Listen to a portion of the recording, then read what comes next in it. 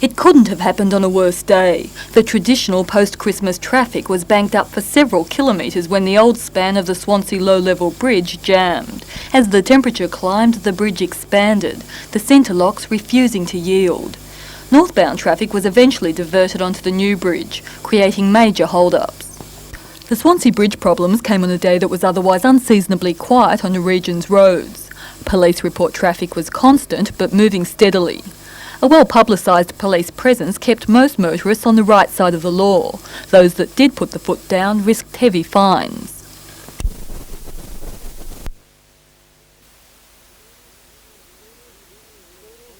Speeding, drinking, the usual things, plus equipment offences and any bad driving behaviour, we'll pounce on them as quickly as we possibly can.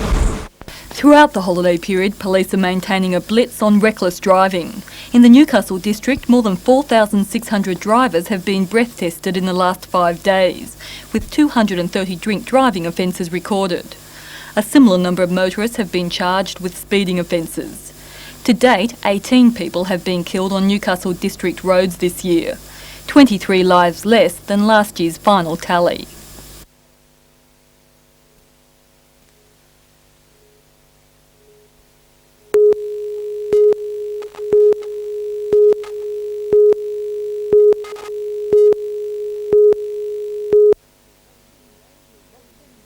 Boxing Day is seen as an opportunity to relax, recover and do as little as possible. For some people, today began with a quiet stroll along Queen's Wharf. Local hotels were getting ready for a brisk day's trading. At 11 o'clock, as temperatures began to climb into the 30s, clues to the whereabouts of most Novocastrians were given by busy car parks near the cooler spots in town, the beaches. At Nobby's, surfers languished in the surf, waiting for the big one that just never seemed to come.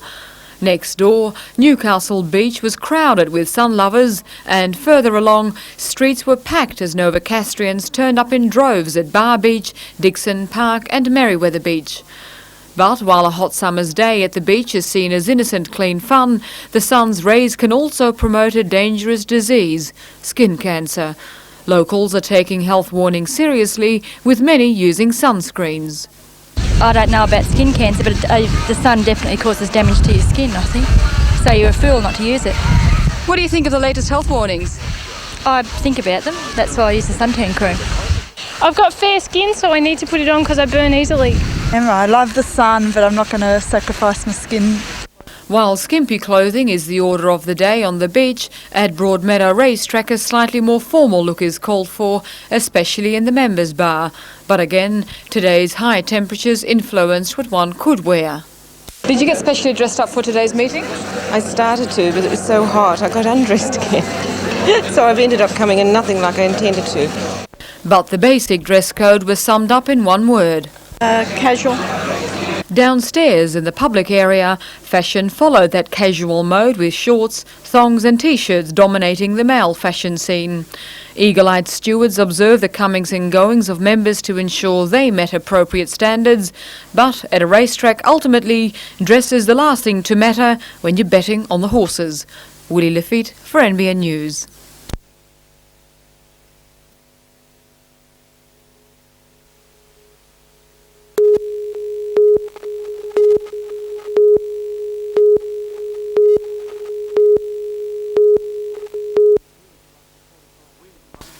Winds of up to 45 kilometres an hour whipped up the fire, transforming it into an inferno which firefighters could do little to stop. Its billowing smoke canopy sailing eastward. 5 bushfire brigades and 3 regular units attacked the fire with backburning to try to contain its spread. It peaked after lunch, but this afternoon was well under control. Although the blaze edged perilously close to homes along the western side of the lake, it was prevented from reaching them. And the Morisset blaze was just the worst of the day. Numerous small fires across the region tested the limits of firefighting services. Almost 20 fires are still raging across the state, many thought to have been started by firebugs.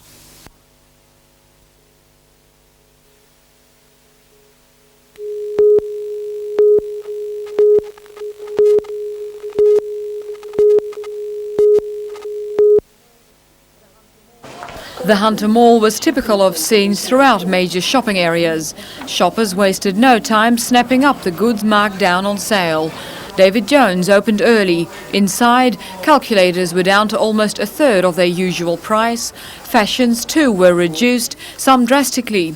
Cosmetics, shoes, swimmers, barely a stand was left untouched by those eager for a post-Christmas bonanza. One Newcastle jeweller slashed $300 watches down to $100. For the well-heeled, a $6,500 gold and diamond watch went for almost half price. At Garden City, 2,500 car spaces were filled by the surge of shoppers. Inside, sale signs were dominant. Here too, jewellery and fashions competed heavily for the post-Christmas consumer dollar.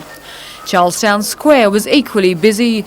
Towards the end of the day, customers had filled their bags and trolleys, but for some, among the rush of it all, a quiet break.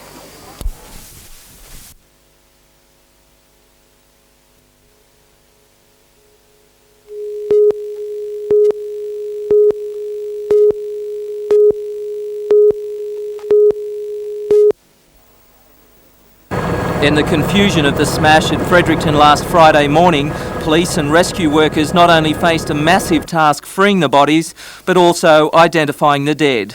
Today, with all relatives informed, the state coroner has confirmed 35 people were killed in the tragedy. 4 of the passengers, all travelling on the southward-bound McCafferty's coach, were from Newcastle. 16-year-old Janelle Marie Bryant from Edgeworth, Melissa Gay Gibson Brown, also 16, from Argerton, 22-year-old Jacqueline Clegg from Waratah, and 37-year-old Larry O'Brien from Warners Bay. 3 former Novocastrians, John and Robin Harris, and their 14-year-old son Nicholas were also killed. 4 of the dead on the Brisbane-bound Trans-City bus were New Zealanders, including a 91-year-old man. A memorial service will be held tomorrow at Kempsey.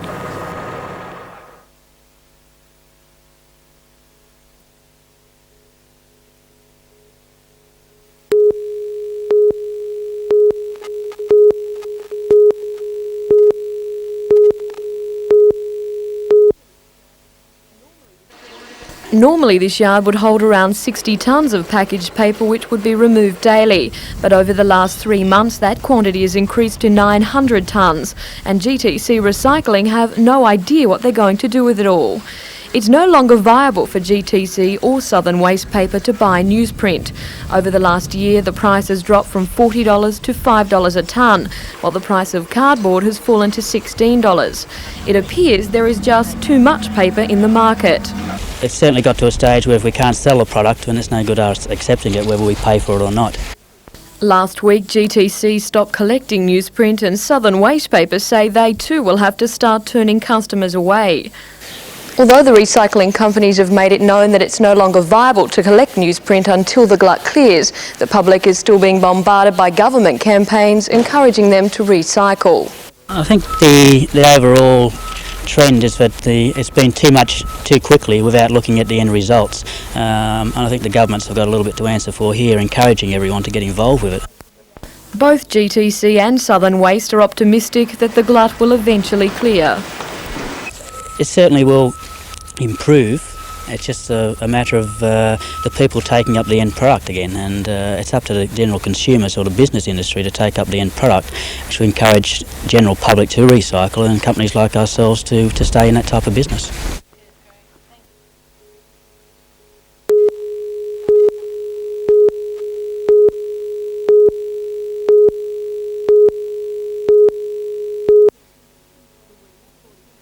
Louise, 43 years old, now lives in Toowoomba. She'd been born in Sydney by Newcastle parents. Her mother had been very young and was forced to adopt her out. Cheryl, Jan and another sister called Louise were born later in Newcastle. Together with a brother that always considered themselves a complete family. Unbeknownst to them, Louise never gave up her search to find her real parents.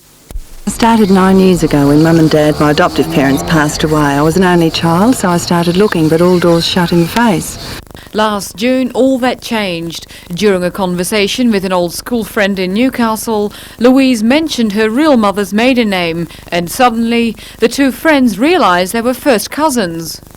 We played together, we went to school together, and we grew up together as teenagers, this friend and I. And you didn't know? I did not know that she was my cousin. You also played with your sisters when you were young? Yes, I have played with my sisters and not known they've been my sisters. Only Jan still lives in Newcastle, dark-haired Louise lives in Grafton, Cheryl in Cooma, so it took the 4 sisters until this week and Christmas to get together, and they're overjoyed at being with each other. They're still recovering from the shock of having family they never knew about. I mean, we just thought we were complete family, we were never told. And now to find this out, and to find out she just has slotted in so well, and she's so gorgeous, and we just love her to death.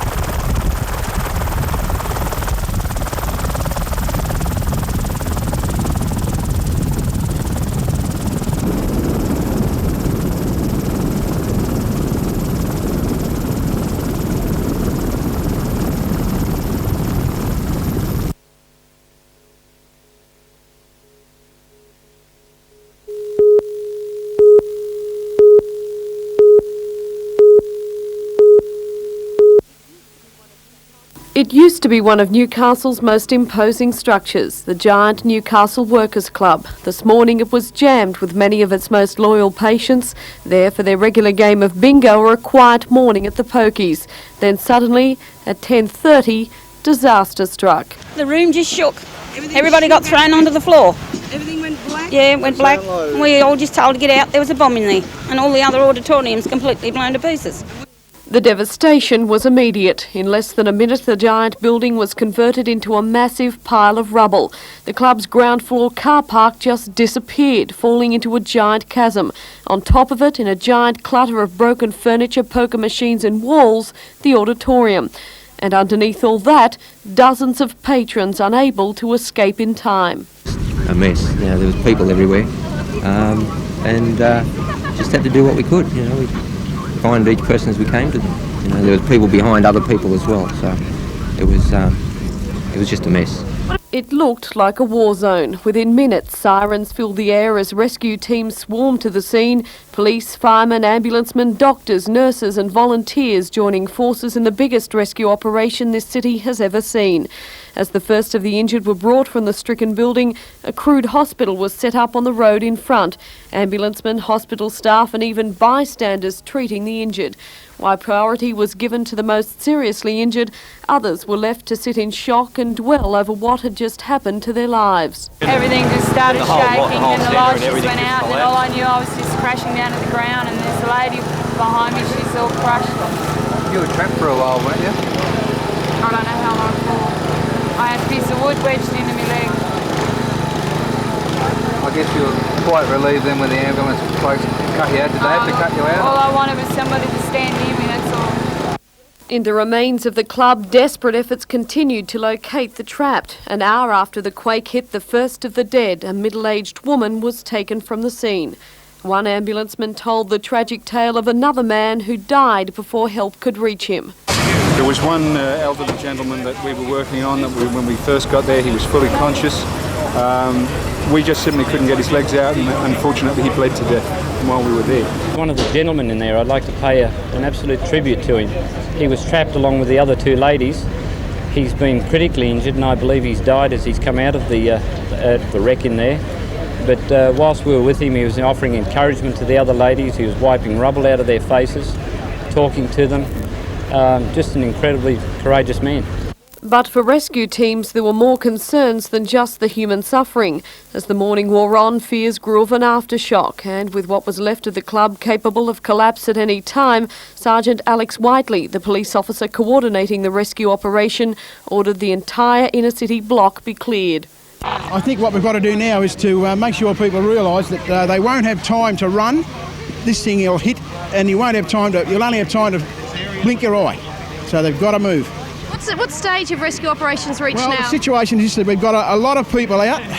I've got a list here of all the people that we've got out so far. I'm just counting. 1, 2, 3, 4, 5, 6, 7, 8, 9, 10, 11, 12. I got 13 people who've been taken out so far and are in a satisfactory condition. As far as I know, there is one possible dead, but not confirmed at this stage. And there is a lot of other people trapped. We don't know how many. That's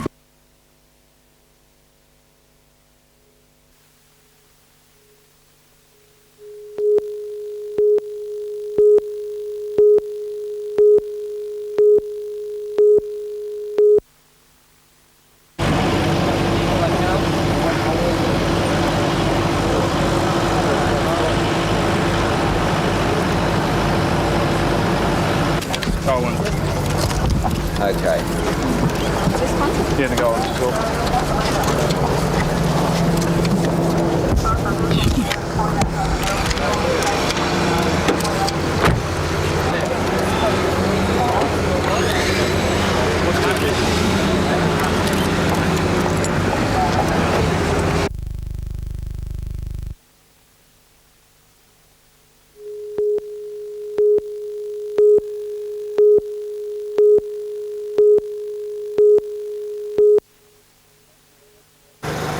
Rescue efforts are being hampered by the extremely delicate nature of the operation. The toll here stands at 7 dead, 21 injured, but workers who've been inside fear it may climb higher. For the moment, workers are working at the side of the building, gingerly removing rubble, desperately trying to reach anyone who may remain trapped inside. It's expected the operation will go on right through the night, with the eyes of the world media closely watching events here.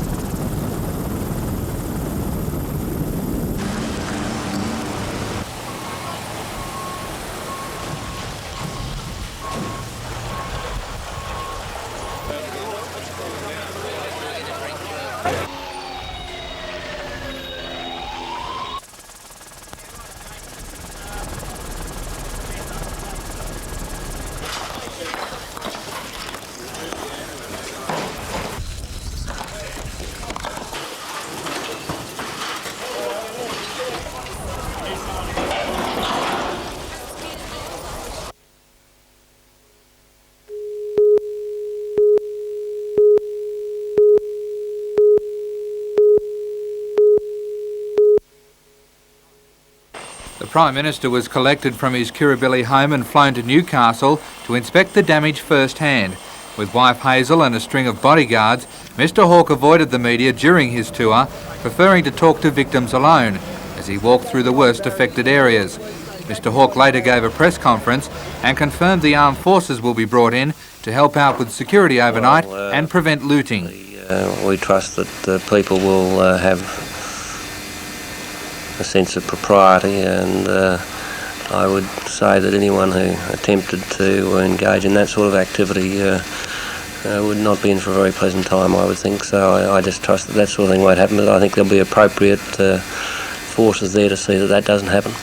One of the things that has to be in everyone's mind now is the possibility of an aftershock, and the seismologist is on his way here to from the south to put in equipment which will enable them to monitor that situation. And of course so many buildings have been weakened, and the signs of their structural weakening is obvious to the naked eye, and so that's why it's important that forces be available to keep people away from these buildings which have been rendered very unsafe, and there will need to be some sort of protective force there to keep people out until those buildings are either demolished or rendered safe.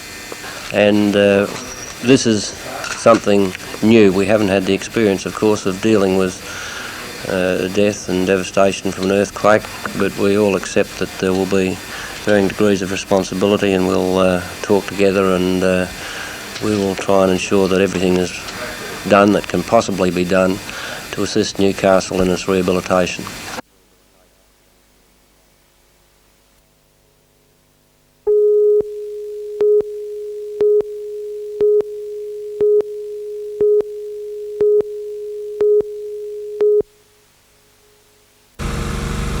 John, the situation down here remains critical.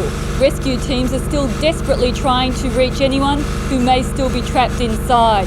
But as hope fades for any survivors, heavy machinery is being used to clear the rubble in a bid to recover bodies. There were dramatic scenes as demolition equipment brought down the glass facade of the building. The official toll currently stands at 8, but we've been told of another confirmed sighting of a body in the wreckage.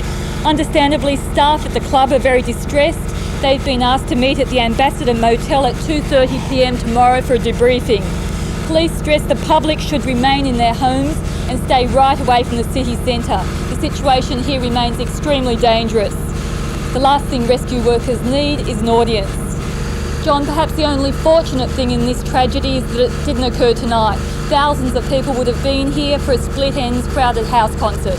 But for now, rescue teams are working right through the night, and as I said before, the toll stands at 8 people, but it's feared it will go much higher.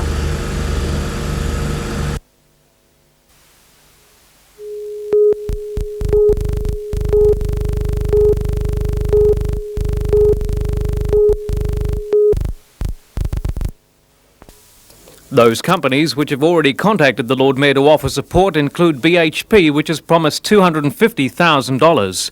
St George Building Society has pledged $50,000, American Express has donated $25,000 US, and Washington H. Sol Pattinson, NBN Television, BP Oil and Newcastle Permanent Building Society $10,000 each. The New South Wales Premier Nick Greiner and Newcastle's Lord Mayor Alderman John McNaughton will act as governors of the fund, with monies being distributed on the advice and referral of the Disaster Welfare Committee. Newcastle City Council will administer the fund. Claims will be processed through the Emergency Relief Centre established by the Department of Family and Community Services at Broadmeadow High School. Well, there are quite clearly needs in the community that are not going to be met by the conventional arms of government, and they need to be met, and I've had many offers of assistance. I know that it's going to be successful, and I know that there's a need there. Donations will be accepted at branches of the Commonwealth Bank, Westpac, Newcastle Permanent Building Society, St George Building Society and the Greater Newcastle Building Society. In launching the appeal today, Newcastle's Lord Mayor acknowledged the extent of devastation felt across the city after the quake. Well, one of great sympathy to the people directly affected, the people who've lost loved ones in the disaster, the people who've had to stand by and wait and not knowing what's happened. And we've now located many people, of course, but there's some who are not located. And the other one at the end of the day at midnight last night was one of tremendous satisfaction that the city had worked so well. Everybody had performed, and I don't want to mention any by name because whoever had a task to do did it and did it well, and the communications were excellent. And I suppose if there's one overriding thing, I'd like to say thanks to the people of Newcastle for doing what they were asked to do, even if that was simply to go home and keep the city free of traffic to allow the emergency services to move around. That occurred, and I'm very grateful to all concerned.